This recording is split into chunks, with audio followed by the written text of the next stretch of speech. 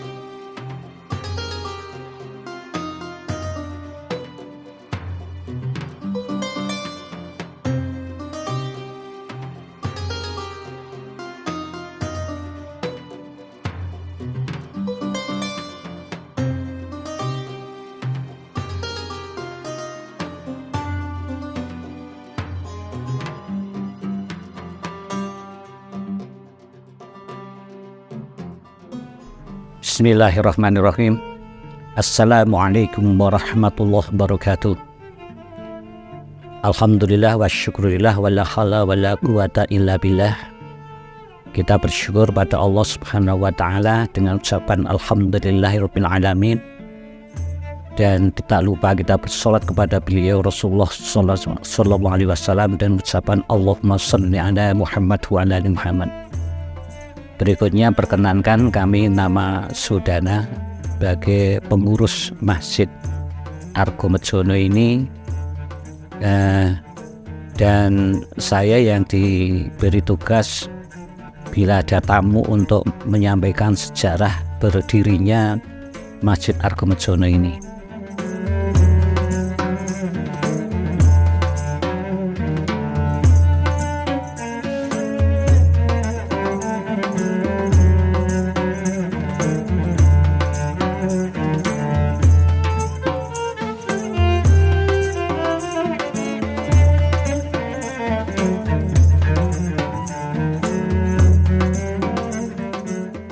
Di belakang saya ini ada lukisan dan ini memang amanah untuk, karena tidak setiap orang tahu sejarahnya, sehingga saya disuruh untuk membuat lukisan ini untuk generasi berikutnya gitu.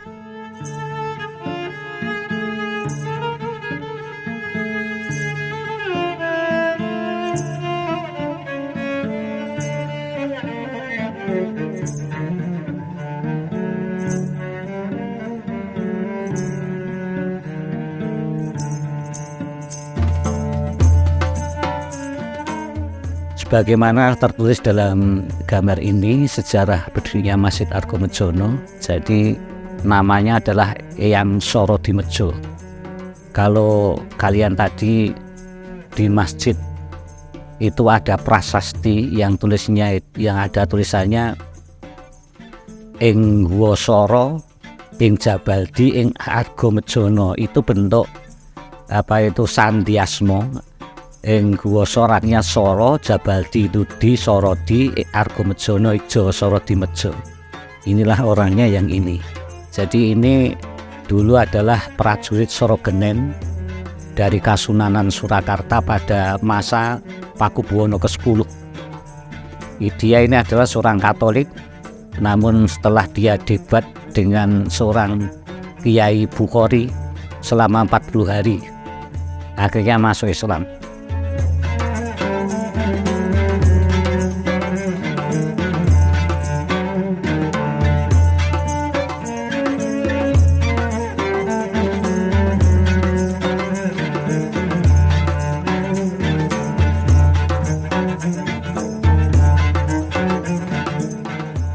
Dalam perjalanan dakwahnya, Kiai Sorodimejo kemudian memilih Tawangmangu sebagai tempat berdakwah. Saat itu, di wilayah Tawangmangu belum ada masjid, sehingga Kiai Sorodimejo kemudian mendirikan masjid di Tawangmangu.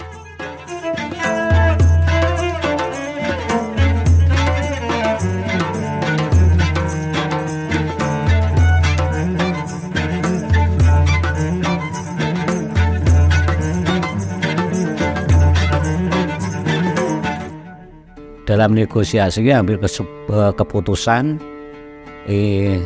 diperbolehkan digunakan tempat ibadah karena ini tempat untuk umat dan untuk kepentingan umum, itu tidak usah dibeli karena ini sebagai tanah OO atau oro-oro yang itu tanah pardikan, jadi bukan ada pemiliknya.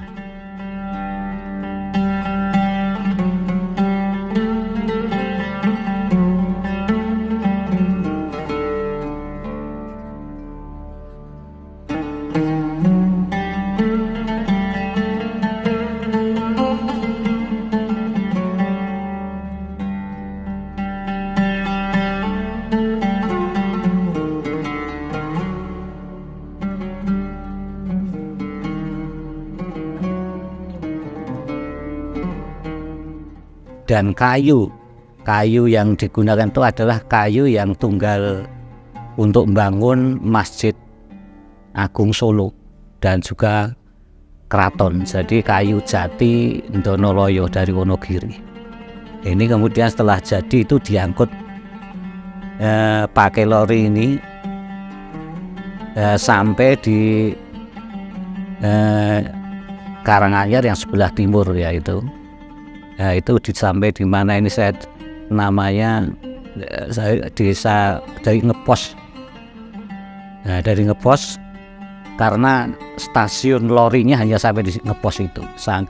Sehingga dari Ngepos sampai Karangpandan itu diangkut pakai gerobak ini. Pakai gerobak. Nah, ini diangkut beberapa gerobak.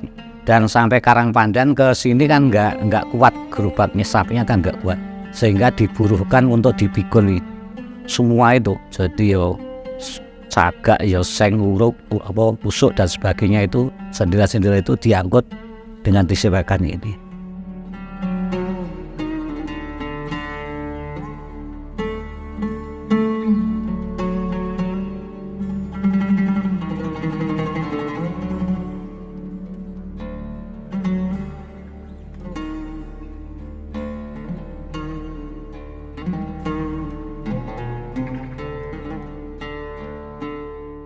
Namun setelah jadi kan bagaimana untuk mencari umat?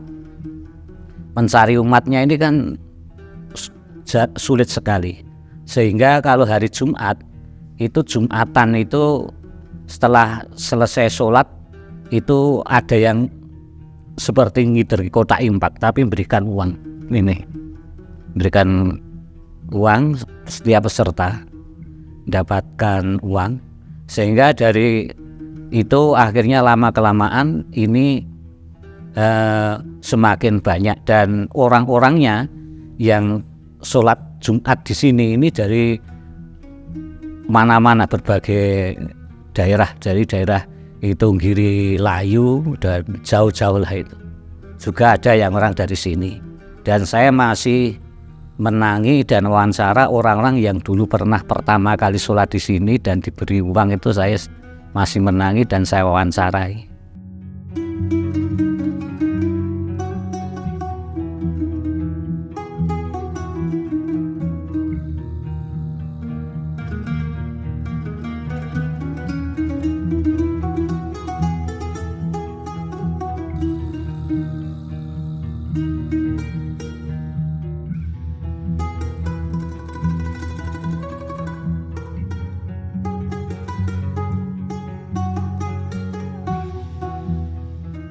Dan ini dibangun awalnya tahun 1937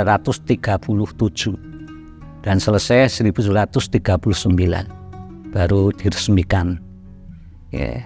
Dan ini waktu itu ya listriknya belum ada, jadi masih obor.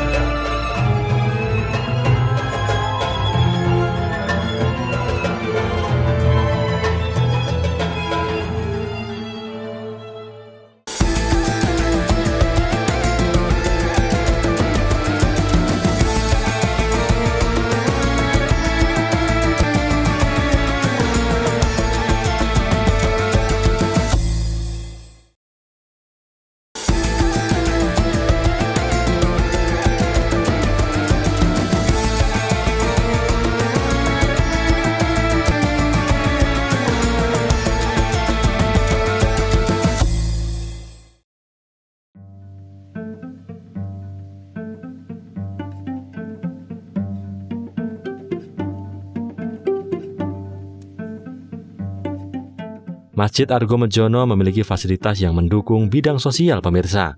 Salah satunya adalah dengan adanya layanan ambulan gratis bagi warga yang membutuhkan. Di masjid ini juga terdapat angkringan berkah. Jadi pemirsa yang mengunjungi masjid tidak perlu keluar dari area masjid untuk memesan makanan dan minuman. Ya, itu semuanya masih asli. Pintu, jendela, usuk, kemudian beduk, gentungan, semuanya masih asli, termasuk bangunan tembok tengahnya itu masih asli. Kalau dulu pagernya hanya itu pagar kawat itu, kawat dinam-nam itu dulunya gitu, terus depannya ada pohon pakis dan pohon cemara. Sekarang terus dirubah dengan rehab ini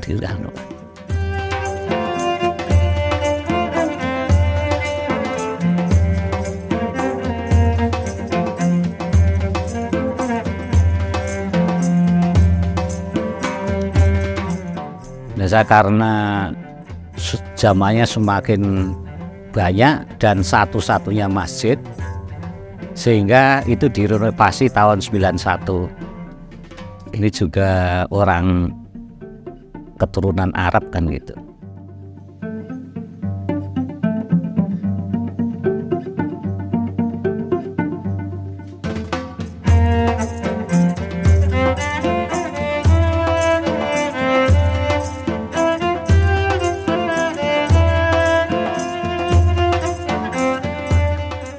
Perkembangan Masjid Argomejono dalam lintas zaman tetap memegang erat pada nilai Islam dan mempertahankan sejarah dari masa ke masa.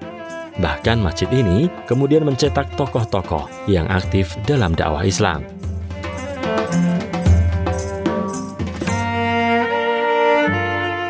Nah, ini anak mantunya yang Soro Dimejo ini ada Mulyadi Jayamartono. Ini dulu seorang tentara. Jadi zaman Jepang, yang jelas tahun 1943 itu belajar militernya itu peta itu bersama itu Jenderal Sudirman, Pak Karno, Bung Tarjo dan saklitingnya masuk Kaibudan, Sainendan.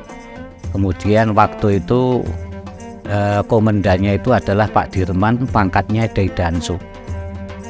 Ini Pak Mulyadi Jayamartono yang anak menantunya ini termasuk Senat Muhammadiyah Surakarta. Kemudian pada waktu pemilihan Panglima militer itu ada 4 jago, yaitu Pak Dirman, Mulyadi Jayamartono, Amir Saripudin, dan Urip Somoharjo. Itu yang terpilih adalah Pak Dirman, ranking keduanya ada ini Pak Mulyadi Jayamartono, yang ketiga itu Urip Somoharjo, keempat ada Amir Saripudin. Yang Amir Saripudin itu akhirnya belok ke PKI dan dimakamkan di Ngalian Karanganyar. Sementara Pak Mulyadi Jayamartono itu di Pangdam Jawa Tengah, Pangdam Diponegoro, dan juga sebagai imam tentara. Kemudian di masa Bung Karno itu dia menjabat sebagai Menteri Sosial. Itu makamnya di barat masjid ini.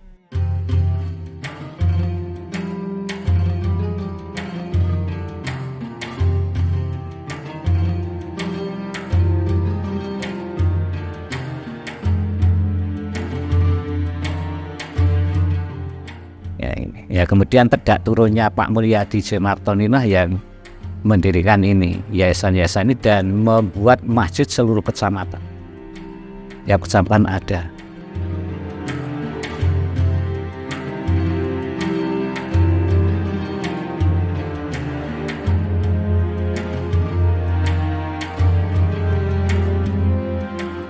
Nah, periode dakwah awalnya pertama pendekatan pada birokrasi.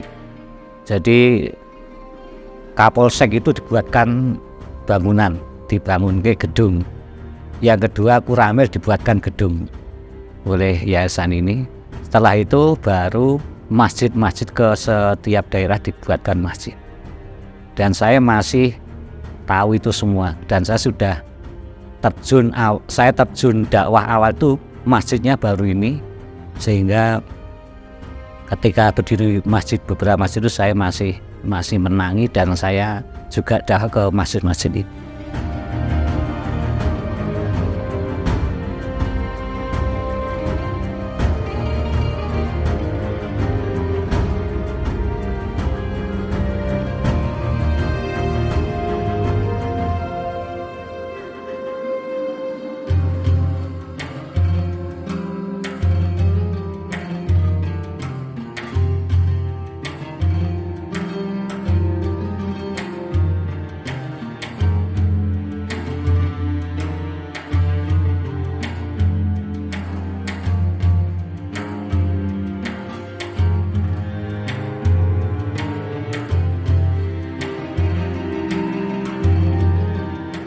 Untuk pemirsa yang berkunjung di Tawangmangu, tidak ada salahnya ya untuk mampir sholat di masjid ini, sembari menikmati nuansa sejuknya pegunungan.